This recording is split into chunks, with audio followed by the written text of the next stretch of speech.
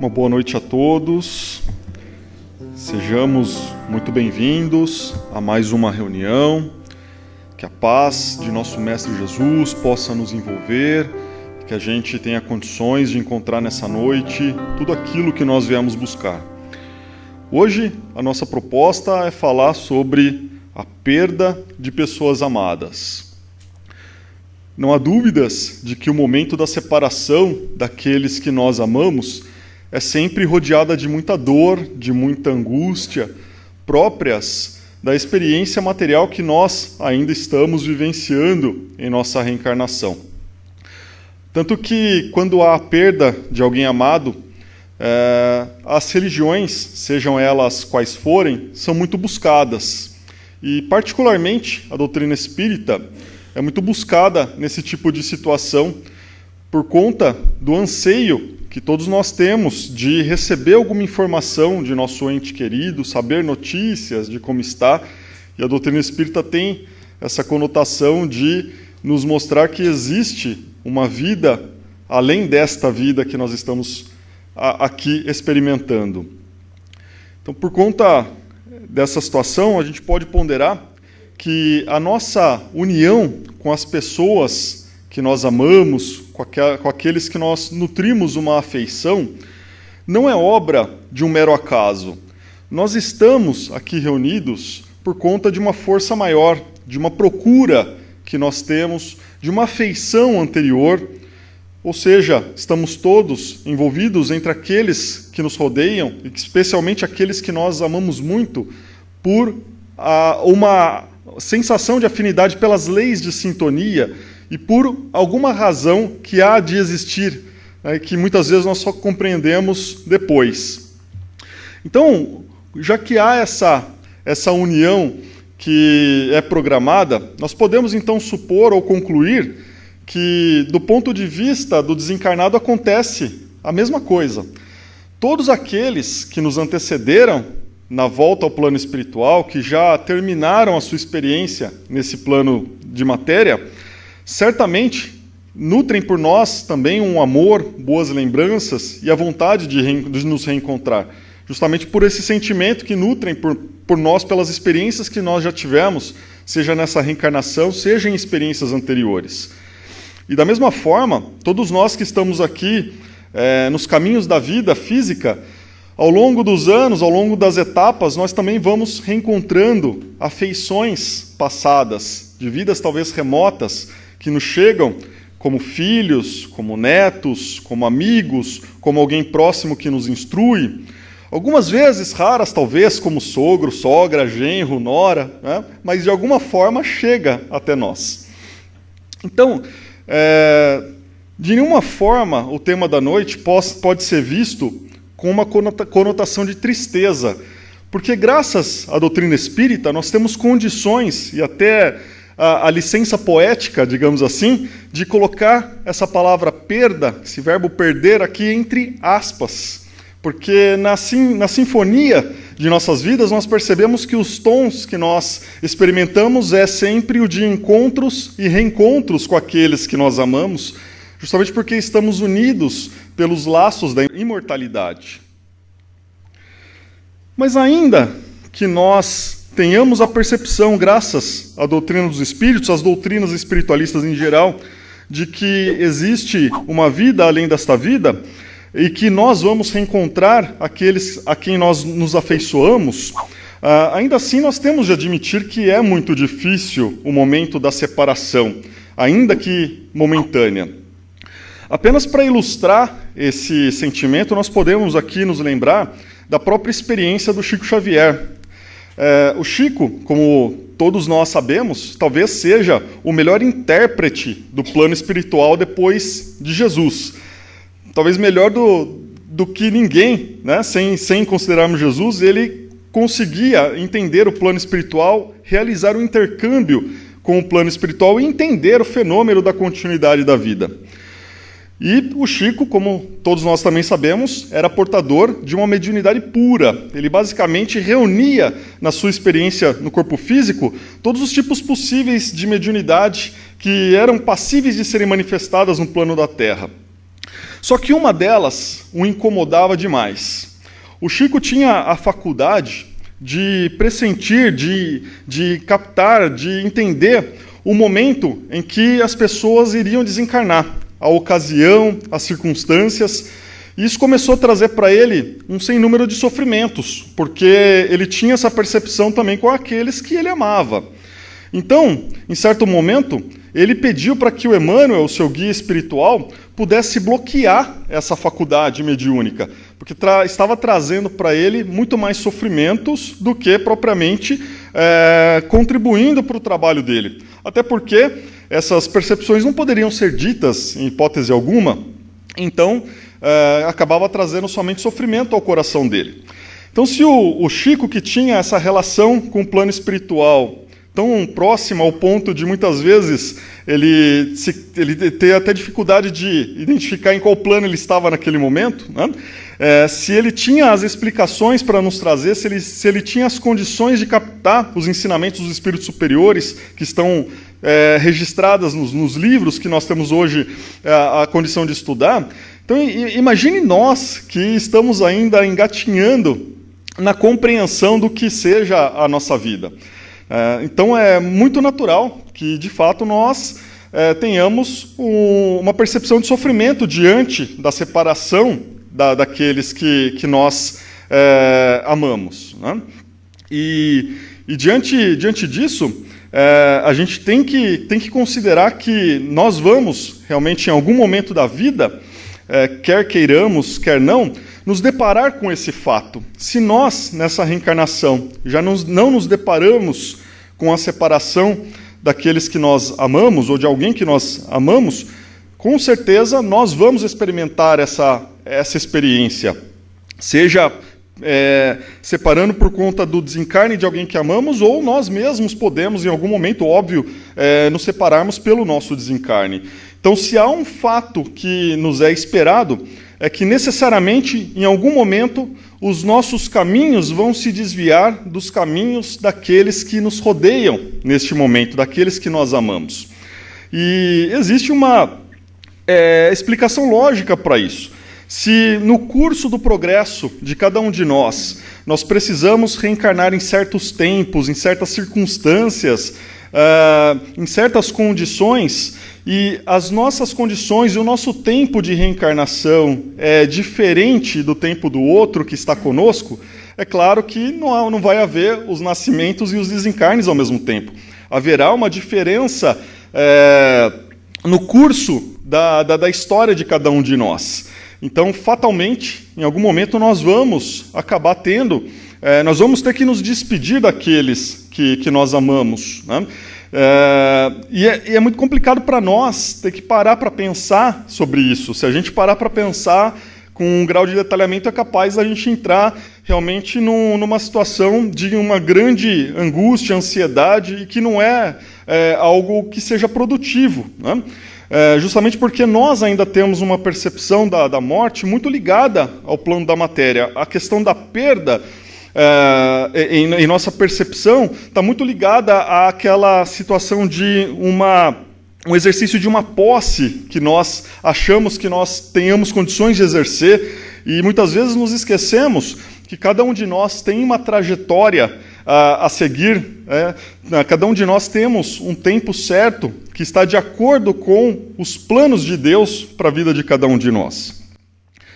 E por conta dessa situação, ou dessa circunstância, obviamente, tão angustiosa para todos nós, Kardec não poderia deixar de perguntar para os espíritos a respeito da perda das pessoas que nós amamos.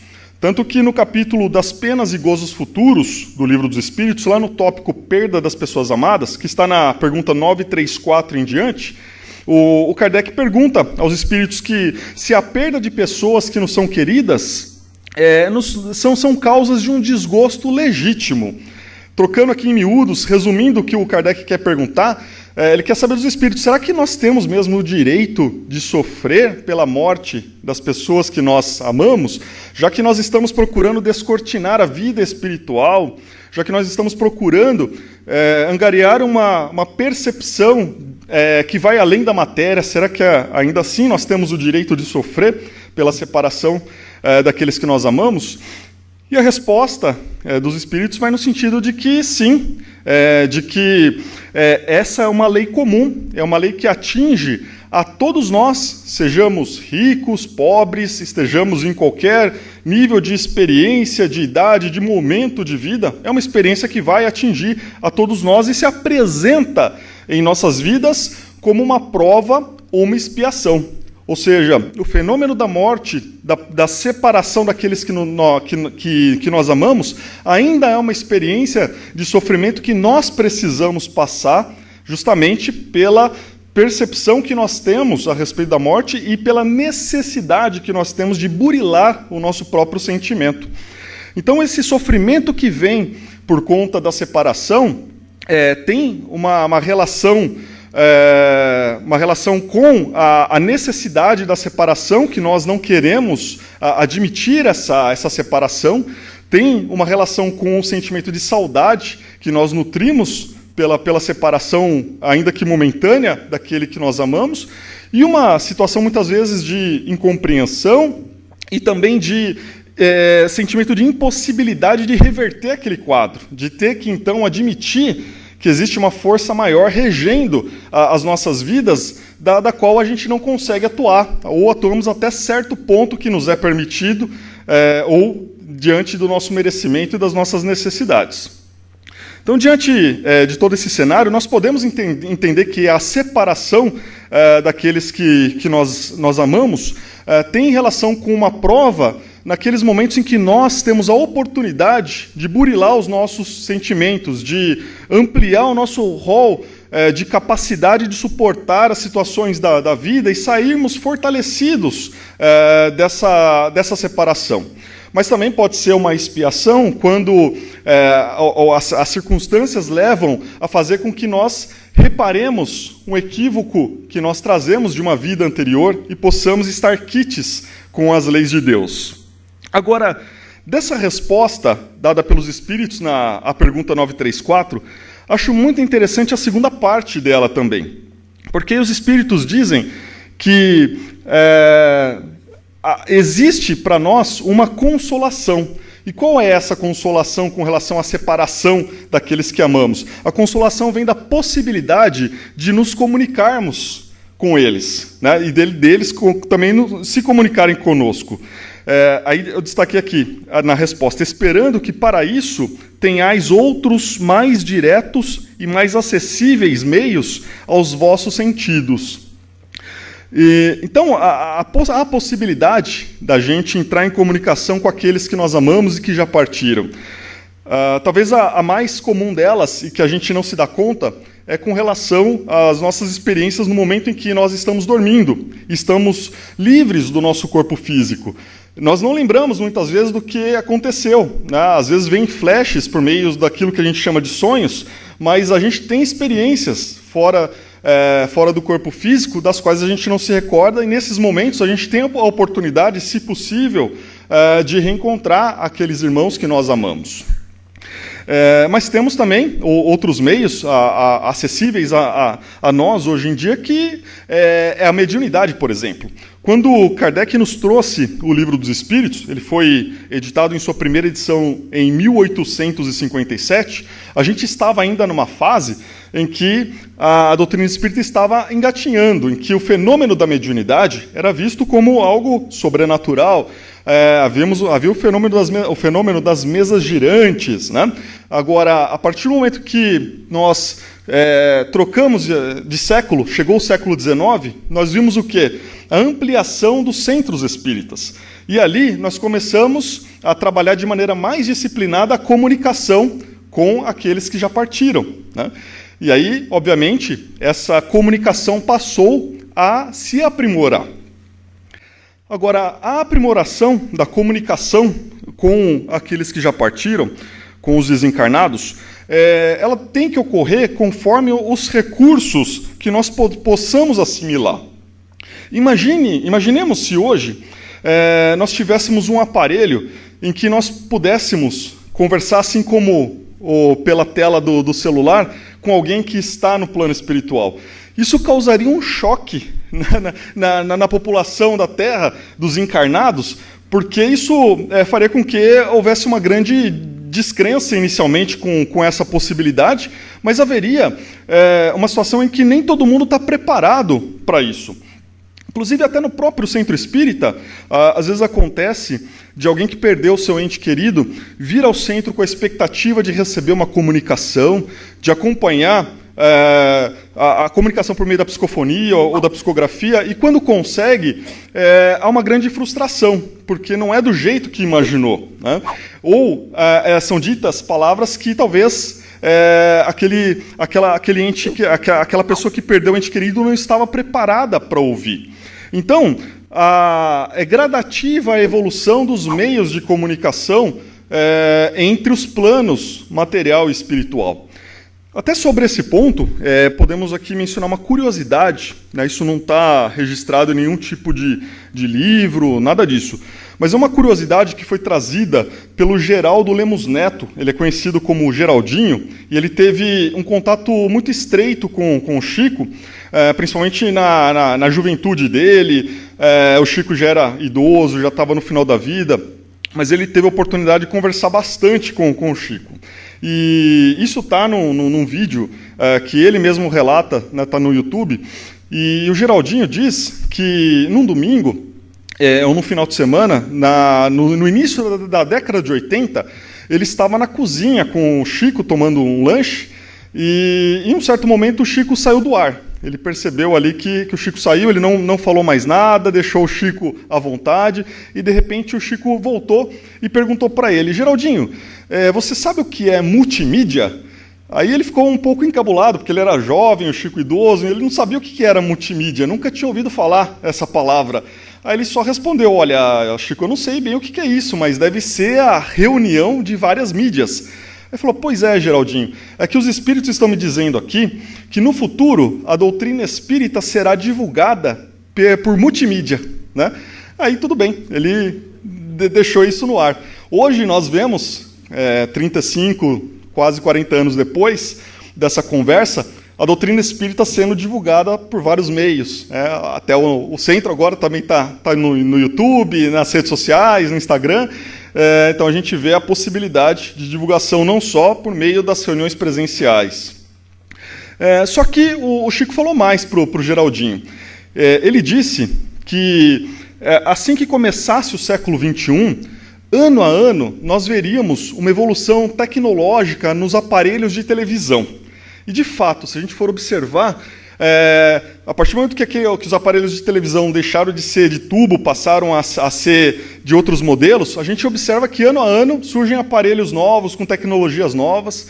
E disse o Chico que, mais ou menos em 2050, sem querer, os fabricantes de televisores iriam conseguir estabelecer um contato com o plano espiritual, né, e que, a partir daí, poderia ser possível a vinda de uma tecnologia no plano da Terra em que nós pudéssemos estabelecer esse contato com quem já desencarnou.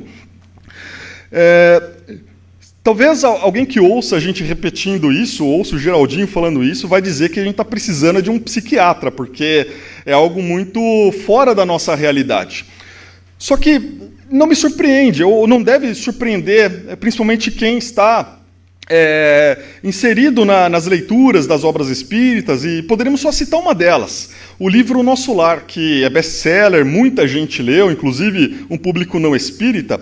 Se a gente for lembrar lá do Nosso Lar, que foi lançado na sua primeira edição em 1944, olha só, há bastante tempo, lá está descrito uma série de inovações tecnológicas que nós fomos vendo ao longo do tempo, como, por exemplo, o aparelho celular. Nós já estamos tendo notícias dos carros voadores, que tem o aerobus lá no Nosso Lar.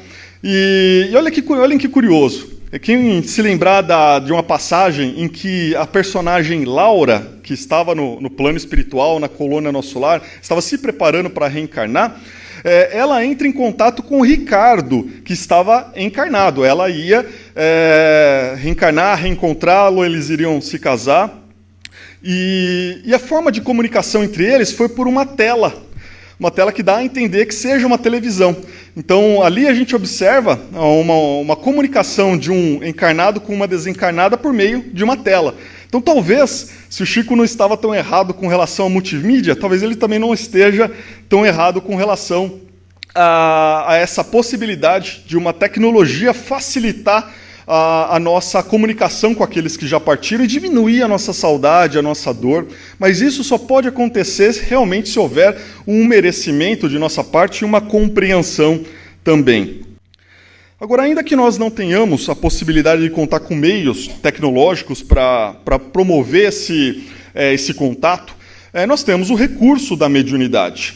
Nós temos uma série de livros que foram psicografados pelo Chico Xavier, pelas mãos iluminadas do Chico, que trazem para nós notícias de pessoas que desencarnaram, que deixaram mensagens aos seus parentes, mensagens de cunho consolador, dando esperança, provando que a vida continua depois da experiência do corpo físico. Inclusive, há um estudo muito interessante realizado pela Universidade Federal de Juiz de Fora, foi realizado por alguns anos e publicado em 2014 por uma equipe formada por psiquiatra, pós-doutores, realmente um pessoal da ciência que se debruçou em mensagens do Chico, e especialmente em mensagens trazidas por um espírito que se chamava Jair Presente na sua última reencarnação. O Jair Presente, ele era um estudante de engenharia da Unicamp e, curiosamente, desencarnou aqui em Americana, na Praia Azul, em 1974. Então, esse grupo pegou 13 mensagens do Jair Presente, que foram psicografadas todas pelo Chico, e fizeram um estudo minucioso dessas mensagens. E eles chegaram à conclusão que havia ali 99 fatos objetivos naquelas mensagens, fatos dos quais seria impossível o Chico saber, e seria impossível alguém inventar sem cair em alguma contradição. Realmente surpreendente e fantástica esse dado objetivo. Até não faz muito tempo, a minha esposa perguntou para mim qual que era a sobremesa favorita dela. Eu consegui acertar na terceira tentativa, não consegui acertar nem na primeira. E eu fiquei pensando, se alguém que a gente convive, muitas vezes a gente esquece de alguns fatos, como a gente ia conseguir inventar 99 fatos certos a respeito de alguém que a gente não conhece? Seria impossível. Fora isso, o Chico recebeu milhares de espíritos que deixaram mensagens para os seus parentes, algumas publicadas, mas a maioria espalhadas por aqueles que iam nas reuniões e recebiam as mensagens. Então, dá a entender que a gente não tem como duvidar da capacidade realmente dos espíritos se comunicarem conosco por meio de uma mediunidade séria. E apenas para a gente ilustrar uma das mensagens recebidas pelo Chico, nós tomamos a liberdade de trazer o caso do Benedito Souza de Oliveira, que também desencarnou jovem. Ele estava manuseando uma arma de fogo a título de brincadeira e ele acabou desencarnando. Só que os pais nunca acreditaram nessa versão. Eles achavam que um amigo dele tinha o matado, né? Inclusive, eles foram analisar o inquérito policial, estudaram minuciosamente os fatos que estavam ali relatados e depois foram conversar com o Chico lá em Uberaba. E aí, no dia que eles foram, acabaram recebendo uma mensagem do filho que diz mais ou menos assim, a mensagem na íntegra está no livro Reencontro, e o Benedito diz assim: querido papai José Lúcio, querida mãezinha, rogo-lhes para que me abençoem. Não sei se escrevo ou se choro, se exponho minha alma ou se agradeço a Deus o momento em que nos vemos aqui reunidos, com a possibilidade de entregar-lhes as minhas notícias, como quem se utiliza de uma agência dos Correios para tranquilizar os entes amados que ficaram distantes. Mãezinha querida, meu pai, estou com o meu avô José Rodrigues de Souza, que me auxilia a endereçar-lhes esta carta. Foi ele o benfeitor de sempre, quem me recolheu naquelas horas de julho, há quase um ano. Certamente não me preparara ante a prova que me exigia compreensão e solidariedade para com um amigo que não teve qualquer culpa no acidente que me provocou a passagem de um estado de vida para outro.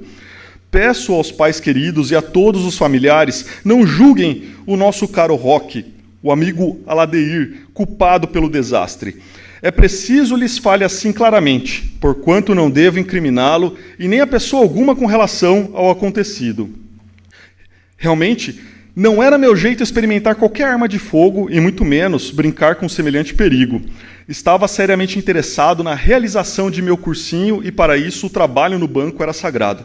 Entretanto, que os amigos são partes de nós mesmos, nosso companheiro de longe, apenas demonstrando como manejava uma arma, segundo o que deduzi no impacto da ocorrência, mas asseguro-lhes que o resultado, como a operação de limpeza, não estava de modo algum nos intuitos dele. Meu avô me fez observar que eu resgatara uma dívida e que fui realmente muito feliz por não empenhar-me a débitos novos.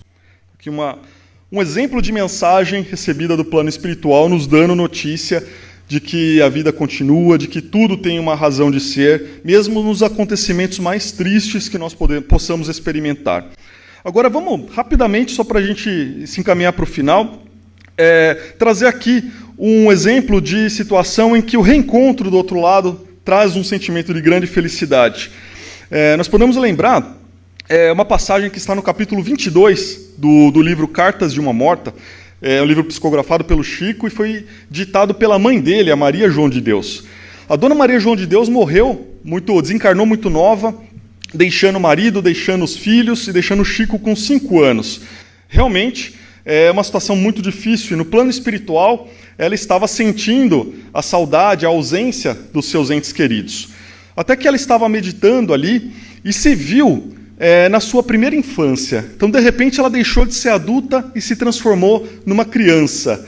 E ali, naquele momento de reflexão, ela sentiu uma mão aveludada em seu ombro. Aí ela olhou, era a mãe dela na última reencarnação. Aí ela, com surpresa, disse: "Mãe, ó minha mãezinha, há felicidade maior do que essa?"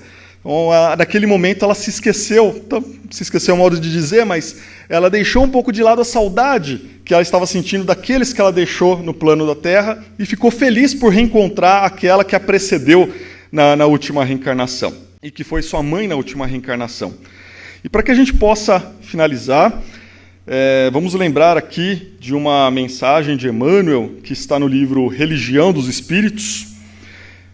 A mensagem é ante os que partiram, e diz assim: ver a névoa da morte estampar-se inexorável na fisionomia dos que mais amamos e cerrar-lhes os olhos no adeus indescritível é como despedaçar a própria alma e prosseguir vivendo. Todavia, quando semelhante provação te bata a porta, reprime o desespero e dilui a corrente da mágoa na fonte viva da oração, porque os chamados mortos são apenas ausentes, e as gotas de teu pranto lhe fustigam a alma como chuva de fel. Também eles pensam e lutam, sentem e choram. Recorda que no futuro mais próximo que imaginas, respirarás entre eles, comungando-lhes a necessidade e os problemas, porquanto terminará também a própria viagem no mar das provas redentoras. E vencendo para sempre o terror da morte, não nos será lícito esquecer que Jesus, o nosso divino mestre e herói do túmulo vazio, nasceu em noite escura, viveu entre os infortúnios da terra e expirou na cruz, em tarde pardacenta, sobre o monte empedrado, mas ressuscitou aos cânticos da manhã, no fulgor de um jardim. Então, que a paz de Jesus esteja conosco. Vamos para a nossa segunda parte. Lembrando que o assunto de hoje foi muito interessante. Esse Jair presente, o Márcio, foi feliz em falar que ele desencarnou na Praia Azul. E ele era um jovem que ele questionava bastante. E aí estou lembrando alguma coisa rápida aqui para a gente ir embora dele, né? Ele admirava muito o crucifixo de Jesus. E aí o seguinte, ele dizendo e admirando,